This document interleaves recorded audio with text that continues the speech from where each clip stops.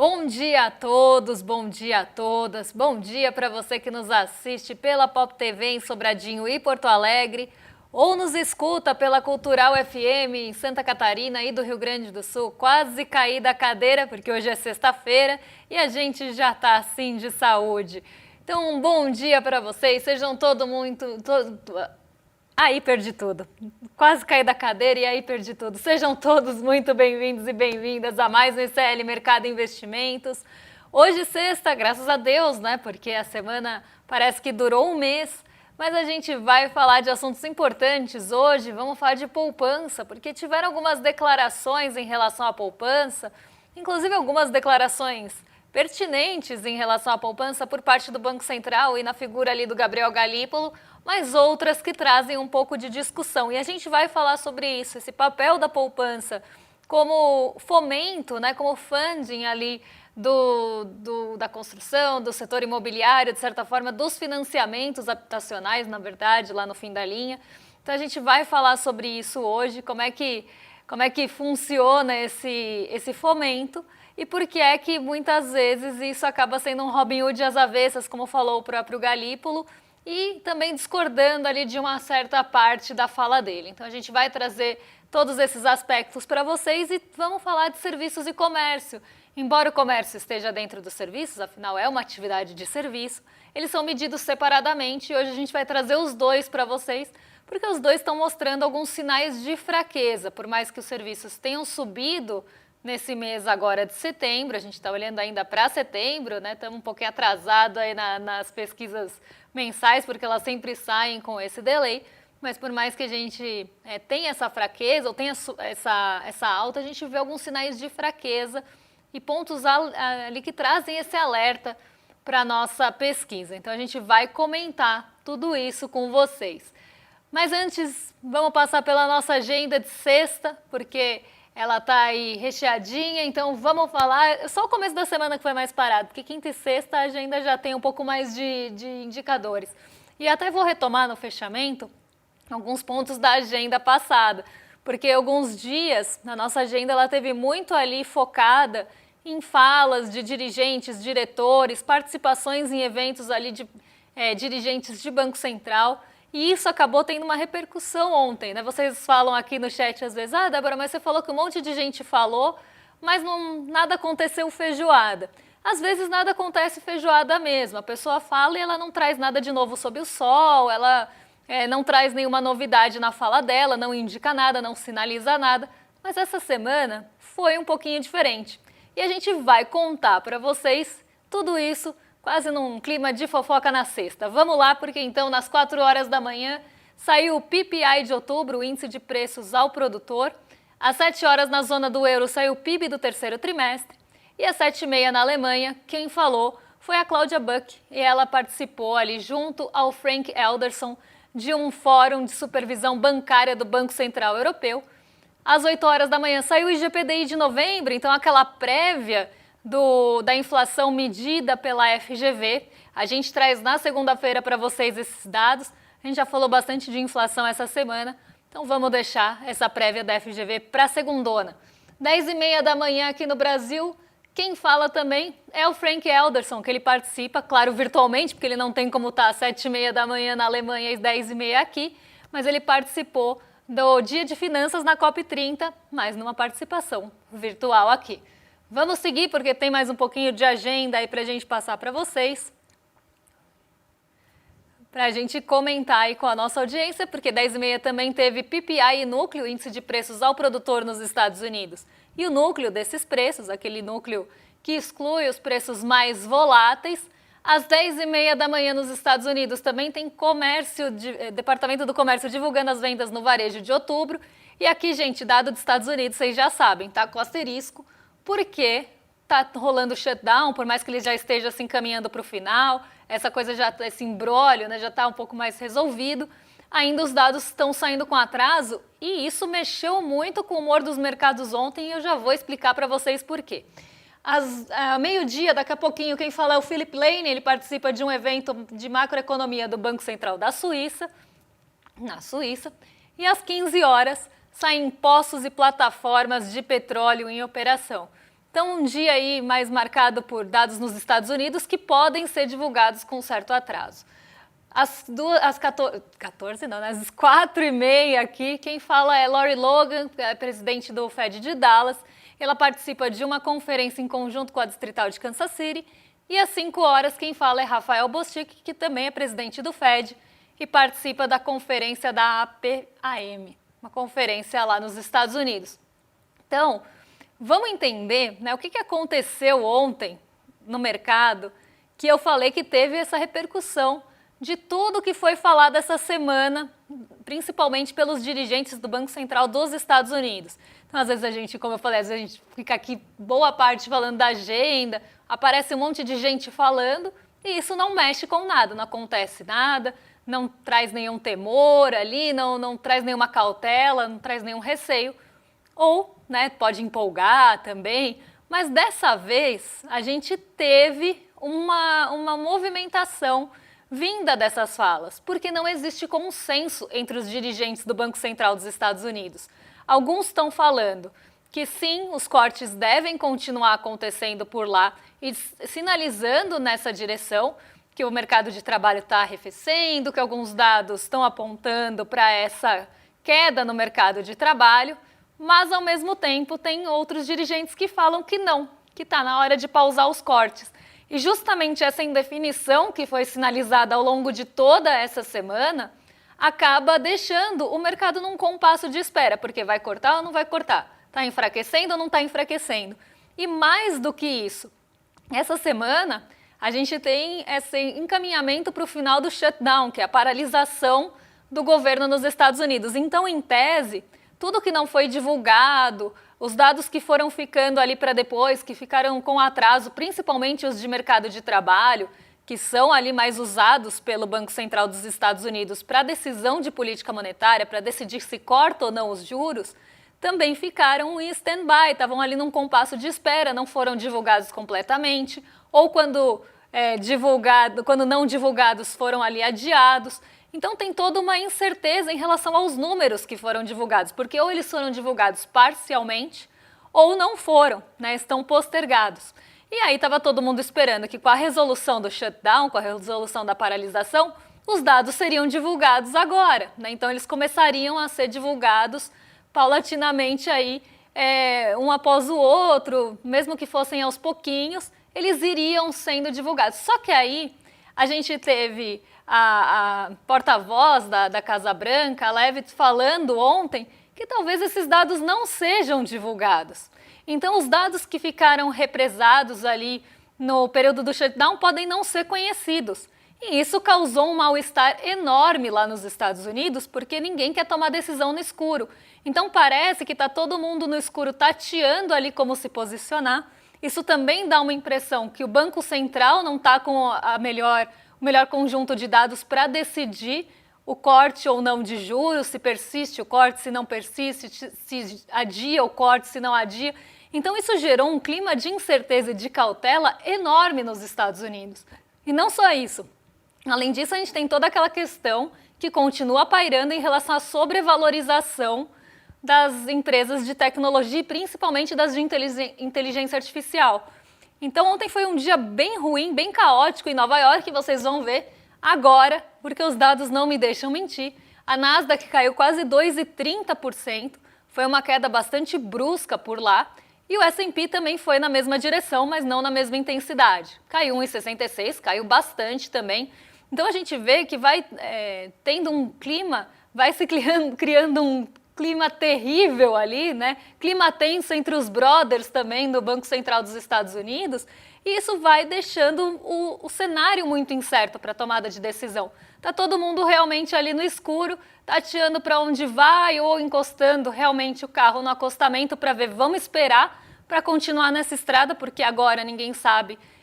Os dados que a gente precisa para tomar uma decisão a gente não tem. Quem que vai tomar a decisão se não tem ali nenhum reforço, nada que sinalize para onde vai a economia dos Estados Unidos? Isso começou a gerar muita incerteza.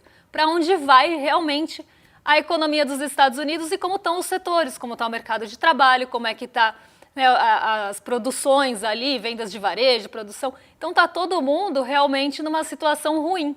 E agora, com essa quase pá de cal jogada ali pela Levitt, falando que, então talvez nem divulguemos esses dados que estão atrasados, a gente vai ter que ficar sem eles, isso gerou um mal-estar enorme, né? Para você ver o desprezo que essas pessoas têm pelas estatísticas, né? Pelos dados importantes para um país. É um desprezo total ali por dados reais, né? Adoram falar de fraude, adoram apontar o dedo na cara dos outros, mas na hora de divulgar os dados do seu próprio país, divulgar os dados da economia, estão falando que pode ser que eles nem apareçam ali por conta da paralisação. E isso é uma coisa até sem precedentes, porque antes podia ser adiado, mas uma hora os dados saíam com atraso. Não simplesmente ignorar que eles existem. Então, a queda de Nova York foi motivada muito por isso e por essa indefinição também em relação ao posicionamento dos dirigentes dos bancos centrais e principalmente do Fed. Como não tem consenso, essa falta de consenso e a falta de dados também para pensar quem que pode ter um peso maior no consenso, fez com que as bolsas caíssem lá e ainda com a pitadinha ali, com o temperinho da sobrevalorização das empresas de inteligência artificial, que aí derrubam mais a Nasdaq do que as outras, porque ela tem mais sensibilidade à tecnologia. O dólar caiu, o dólar subiu, para 5,30 ontem, ainda no limite desse patamar psicológico, subiu 0,13. Foi um dia de fortalecimento do dólar, até mais de forma geral, não só em relação ao real, mas acabou também se valorizando em relação ao real por conta, né, da desvalorização recente. Então a gente vê um ajuste aí do dólar indo para o patamar ainda de 5,30. Mas aqui foi um dia de alta generalizada também do rendimento dos títulos de dívida dos Estados Unidos. Os juros por lá subiram, a expectativa para os juros subiu. Isso faz com que também saia recurso para buscar ganho nas famosas treasuries. Então, diante de toda a incerteza, normalmente o movimento de alta nos juros acontece. E ontem não foi diferente disso. A gente viu esse movimento acontecer e o dólar acabou subindo um pouquinho, também em dia que a bolsa caiu. Não teve o ajuste ainda que se espera, foi um ajuste até moderado, caiu 0,30 a nossa bolsa aqui, 0,3, foi para 157.162 pontos, ainda tem fôlego aí para segurar os 157 mil pontos. Ontem até chegou a oscilar um pouquinho abaixo dos 157 mil, mas voltou para esse patamar até com um impulso um pouco maior da Petrobras, que começou o dia melhor e terminou o dia com uma alta um pouco mais leve. Então, um dia bastante conturbado lá fora, que não trouxe nenhum apoio, nenhum vento positivo vindo lá do exterior. E aqui, muito a Petrobras sendo um reforço para o Ibovespa, não deixando ele cair tanto, mas sozinha ela não ia conseguir levar o Ibovespa para o positivo. A gente teve também ali o papel dos bancos, né? O Banco do Brasil caiu depois de divulgar resultados, mas os outros do setor financeiro, que tem um peso grande também, conseguiram ir para o positivo. Mas, de forma geral, a Bolsa caiu e a gente teve esse movimento, principalmente lá fora, conduzindo a Bolsa para esse lugar, para esse terreno negativo, porque essa incerteza e essa insegurança faz com que esse movimento de cautela e de ajustes aconteça. Agora vamos vir para o nosso Brasilzão, principalmente, para falar também de outra coisa que mexe com o nosso bolso, que é a poupança. Então vamos falar aí da poupança do Galípolo, não é o que vocês estão pensando, porque ele teve declarações aí em relação à poupança, declarações até que de certa forma pertinentes, quando ele fala da rentabilidade da poupança, porque a poupança, ela tem uma rentabilidade muito ruim. Só um minutinho, gente, eu tô quase um daqui a pouco eu vou soltar o André Graziano aqui, e aí já viu, né? Vou só beber um golinho d'água aqui, só um minutinho.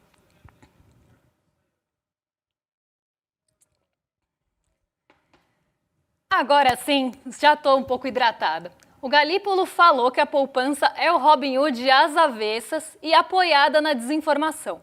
Vamos só entender como rende a poupança? Porque eu acho que é importante, eu até ia colocar aqui na tela para vocês, mas acho que não vai dar, então eu vou colocar aqui, só vou falar e vocês vão ter que confiar em mim sobre como rende a poupança. Então a poupança, só para vocês entenderem, ela depende da Selic. Se a Selic está acima de 8,5 ao ano, que é o patamar que a gente tem agora, né? Então uma Selic em 15, né? Quase né, dá quase 2 vezes 8,5. Mas vamos lá. Se a Selic está acima de 8,5, e a gente está e deve ficar por um período prolongado, como o próprio Galípolo falou, se a Selic está acima de 8,5, a poupança rende 0,5% ao mês mais TR. Isso vai dar ali, claro que tem a TR é variável, mas dá um pouco mais de 6% ao ano. Né? Não é uma rentabilidade perto de 15% que você pode ganhar sem risco, num título público, alguma coisa assim. É uma rentabilidade incomparável aqui.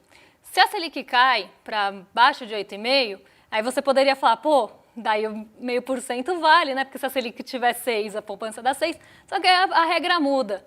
Porque se você tiver uma Selic, por exemplo, a 6, a poupança vai render 70% daquela Selic. Então, é sempre um rendimento desfavorável para o investidor.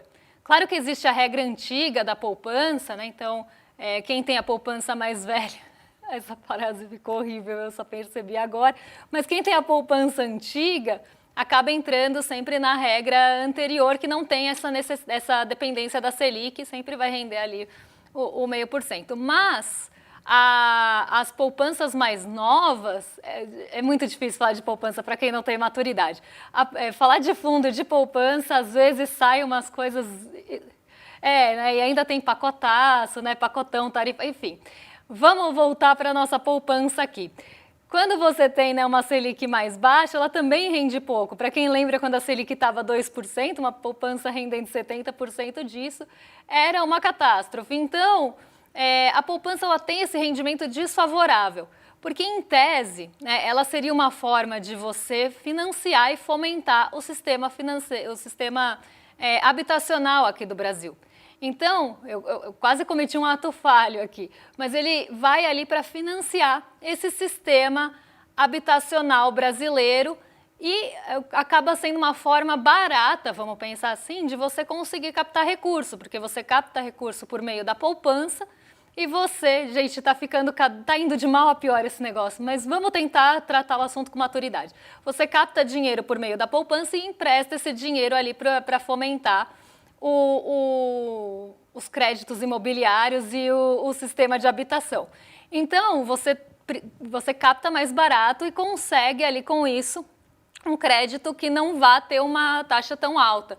O crédito imobiliário, ele tem, só para vocês entenderem, ele tem mais sensibilidade à taxa de longo prazo. Porque a gente não pode se basear na Selic de agora, em 15%, para fornecer um crédito, se você vai ficar com o crédito por 30 anos. Em 30 anos tem muita água para rolar, tem muita coisa para acontecer. Então, ele tem muita sensibilidade à taxa de longo prazo que é calculada ali. E aí, você começa a ter essa distorção, né? Você capta ali um dinheiro que acaba penalizando normalmente pessoas de menor renda, que às vezes tem ali só a poupança mais disponível para ela, não tem uma gama de investimentos disponível, ela acaba colocando o dinheirinho dela ali na poupança, por isso que o Galípolo falou em Robinhood às avessas. Eu acho que a gente tem a fala do Galípolo, até se puder colocar aí, porque você acaba penalizando essas pessoas que, ou por não oferecerem para ela, né, você vai ali no banco, pensa que você vai naquele banco que tem aquela agência enorme com um monte de gente, aí o gerente vai dar pouquíssima atenção para quem está ali, a pessoa fala, preciso guardar um dinheirinho. Aí o gerente vai falar, bota na poupança mesmo, ou nem vai falar nada e a pessoa só conhece a poupança, porque a poupança é um investimento muito conhecido e, por incrível que pareça, muita gente ainda aplica na poupança, mesmo sabendo que a rentabilidade não é boa, porque às vezes nem conhece outra coisa melhor, ou porque realmente fica com medo, né, de arriscar, de ir para outro investimento, ainda que tenha a mesma segurança da poupança, mas a pessoa acaba ficando apegada mesmo àquele investimento. Eu ia falar que fica apegada à poupança, mas está muito difícil mesmo. Então a pessoa fica apegada a esse investimento antigo que ela tinha e tem uma dificuldade de mudar. E aí você tem esse desfavorecimento mesmo, né? Às vezes por desconhecimento ou porque ninguém ofereceu nada melhor, a pessoa fica com o dinheiro rendendo pouco. E aí o que o Galípolo falou? É um Robinhood às avessas. Porque a pessoa que não tem informação e acesso a outras alternativas de investimento é provavelmente a pessoa que possui menos recursos. Mas ainda existe, né, muita gente aqui no Brasil que aplica dinheiro na poupança, por incrível que pareça. Então, você às vezes nem tão na baixa renda, assim, que você pensa, pô, são pessoas de menor recurso. Não, eu já vi gente em segmentos de alta renda com dinheiro na poupança, por medo mesmo. Então você tem, claro, né, que quando ninguém oferece nada, e principalmente num banco mais varejo ali, isso pode acontecer com mais frequência, é disso que o Galípolo está falando. E aí essas pessoas estão fomentando o sistema financeiro, o sistema habitacional do Brasil, e ainda estão favorecendo os bancos, que vão lucrar com o crédito e que vão captar dinheiro barato na poupança, pagar uma merreca para quem está emprestando dinheiro para ele e ganhar no crédito imobiliário. Então, é uma distorção mesmo que precisa ser corrigida. E a poupança ela vem diminuindo de tamanho ano após ano, né? As pessoas estão deixando aí de aplicar na poupança para buscar outros investimentos. E já tem vários dados que falam sobre isso e que seria uma preocupação, né? As pessoas buscarem outros investimentos mais rentáveis e deixarem a poupança de lado, porque isso encarece o crédito imobiliário. Então, hoje a gente tem pessoas mais ali aplicando mais em LCI, né, que é a letra do crédito imobiliário, que também, até por enquanto, tem a isenção do imposto, ou vai buscar uma LCA e esse dinheiro é emprestado ali para o agronegócio. As pessoas podem buscar um CDB, que tem imposto de renda, mas ainda assim rende mais que a poupança, tem a mesma segurança e a mesma liquidez. Então, as pessoas foram percebendo que aquela rentabilidade não estava boa e buscando outra alternativa. Só que isso encarece também o crédito imobiliário. Então, existe um dilema, né? Como é que a gente vai fazer para fomentar esse sistema habitacional? Como é que a gente vai emprestar dinheiro para ele, mas sem captar muito caro? Porque, historicamente, o Brasil tem uma taxa de juros alta. A gente mantém patamares altos de Selic. E aí o Galípolo vem com uma outra frase que aí eu discordo em partes e eu vou ler para vocês aqui e a gente comenta na sequência. Se você vai captar a mercado, as taxas vão ser mais sensíveis à política monetária. O que assistimos hoje é uma sensibilidade baixa dos fornecedores de crédito imobiliário. Por quê? Porque a sensibilidade é a taxa de juros de longo prazo e não a Selic, e porque existe a poupança também, que não tem muita rentabilidade. Então, é disso que ele está falando aqui. Se você conseguir aumentar essa sensibilidade, você vai aumentar a potência da política monetária do ponto de vista estrutural. Então, o que ele está falando aqui fica meio complexo, mas eu vou tentar traduzir para vocês aqui. Quando você aumenta, né, então você começa a captar por investimentos que tenham mais sensibilidade à Selic, então se a Selic sobe, vamos pensar que a rentabilidade da LCI também sobe. Se a Selic sobe, a rentabilidade de outro instrumento de renda fixa também sobe. Vai acompanhando a Selic ali se eles tiverem a rentabilidade feita desse jeito. Então, se você capta, o banco capta dinheiro por esse instrumento que tem sensibilidade à Selic, em tese a Selic teria mais força de controlar, a política monetária teria mais força de controlar a economia, vamos pensar assim. Eu discordo em partes aqui, porque eu acho que você tem, né, essa taxa de juros de longo prazo que acaba ditando bastante também o ritmo dos créditos imobiliários e também fica um pouco perigoso, principalmente num país que a gente tem uma taxa de juros histórica um pouco mais alta, deixar tão sensível a taxa de juros dos créditos imobiliários, por exemplo, porque aí ele vai ficar mais inacessível. Já não é acessível para todo mundo, não é todo mundo que tem dinheiro para dar de entrada, não é todo mundo que consegue bancar uma parcela, por mais que a gente tenha programas como Minha Casa Minha Vida, que acabam subsidiando ali um pouco os juros e tudo mais, não é todo mundo que tem o dinheiro ali e acaba facilitando, inclusive, a entrada, não é todo mundo que consegue o crédito, não é todo mundo que tem acesso a crédito no Brasil por conta de vários fatores que podem, inclusive, ser a inadimplência, que podem definir que aquele perfil não tem ali, não é um bom tomador de crédito. Então, a gente já tem uma série de dificuldades de acesso. O crédito aqui no Brasil já não é barato, de forma geral. E aí você vai dificultar ainda mais o acesso das pessoas, porque deixar sensível à política monetária, por mais que ele está falando que ela vai ficar mais eficiente aqui, e em tese poderia até baixar a Selic porque vai ter melhor controle, eu duvido muito que isso aconteça e que aconteça tão cedo.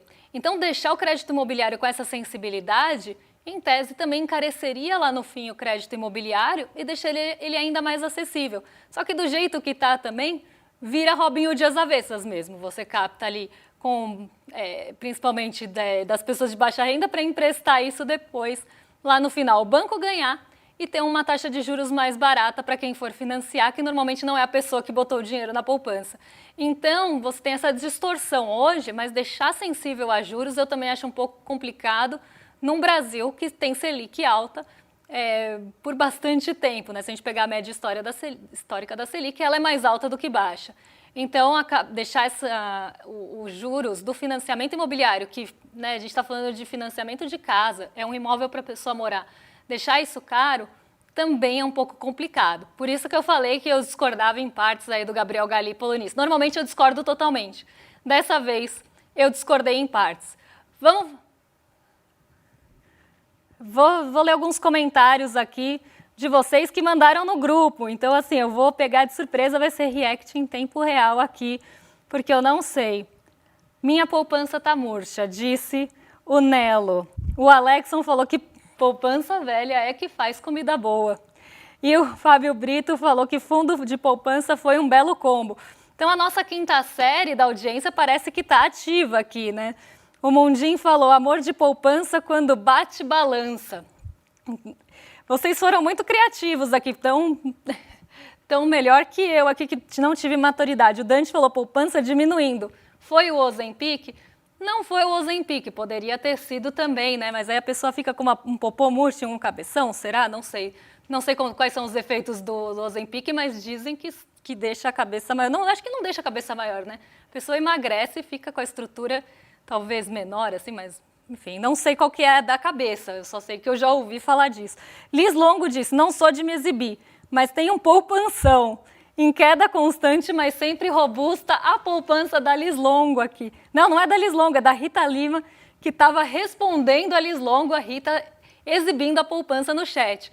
Então aqui, né, a nossa audiência reagiu de forma bem... cômica aqui, bem humorada a poupança, porque é o único jeito da gente reagir a isso mesmo, mas o assunto, ele é sério e é triste, né? Mas a gente não consegue, porque a nossa quinta série, ela não deixa. Eu ia falar de comércio, mas eu vou deixar para segunda-feira, vou deixar no mistério, aí na segunda a gente já fala do comércio e do IGPDI, mas eu já aviso para vocês, tá? O comércio caiu de novo, e está perdendo fôlego junto com os serviços. E sabe o que é o resultado, ou o que é o reflexo, né? O que está deixando isso? Isso é reflexo do quê? É justamente das garras da Selic alta, que a gente não consegue se livrar. Então, a gente tem uma Selic altíssima, imagina deixar isso como referência de crédito de longo prazo. É um perigo. Agora eu vou convidar vocês para a nossa aula, a aula que vai acontecer no dia 27 de novembro, quinta-feira, às 8 horas, uma aula inaugural, uma aula magna da nossa pós-graduação, do novo curso de pós-graduação que vem cheio de novidades para quem acompanha o ICL nas redes, para quem acompanha o Edu nas redes. Alguns spoilers já estão sendo dados, porque o Edu está lá em Milão justamente falando, né, e fazendo aí os acordos e fechando, né, essa parceria com a pós, com a Universidade de Milão para essa pós, justamente que é a teoria crítica da sociedade. Então, uma pós que vem cheia de novidades e eu tenho certeza que vocês não vão querer ficar de fora, porque a gente já falou bastante de poupança e o rolê foi bem apelativo, falou até do pacotão do GSEC que eu fiquei sabendo. Eu não vou falar do pacotão de ninguém aqui, porque eu já falo do pacote do Haddad, já falo da poupança do Galípolo, chega, né? Mas no rolê vocês têm mais detalhes aí de outros pacotes aqui do ICL. Não quer ficar de fora dessa pós ou quer conhecer um pouco mais do programa, o que vem de novidade, o que vem, né, de vanguarda por aí? iclmercado.com.br ou aponta a câmera aqui para o QR Code que você se inscreve no dia 27. Você é lembrado e ganha acesso também à aula inaugural, porque é uma aula gratuita para todo mundo que se inscrever. Então, para não ficar de fora, iclmercado.com.br e aí vocês vão ficar por dentro e saber tintim por tintim de tudo que vai vir por aí de novidade. Vou agora entregar para os nossos vizinhos de cima, porque rolê bom é rolê de sexta, hoje com Roberta Garcia e Guga Noblar, que já estão a postos para receber vocês. Então vão sextar em mais do que excelente companhia e eu volto na segunda-feira para a gente falar o que mexe com o bolso, com a bolsa, com as nossas vidas e com a nossa poupança. Um beijão e até lá, pessoal! A emancipação exige mais do que redistribuir renda. É preciso reconstruir o mundo. Essa ideia de Nancy Fraser resume bem o que propõe a teoria crítica da sociedade. E é o que o novo curso do ICL quer fazer. Formar gente que não aceita pouco. Gente que quer atuar para mudar a sociedade de forma profunda e real. Dia 27 de novembro, quinta-feira, às 8 da noite. Começa essa pós-graduação feita para quem quer pensar e agir. Don't waste my time. Na loja Sou ICL você encontra camisetas, canecas, mochilas e bonés que carregam ideias.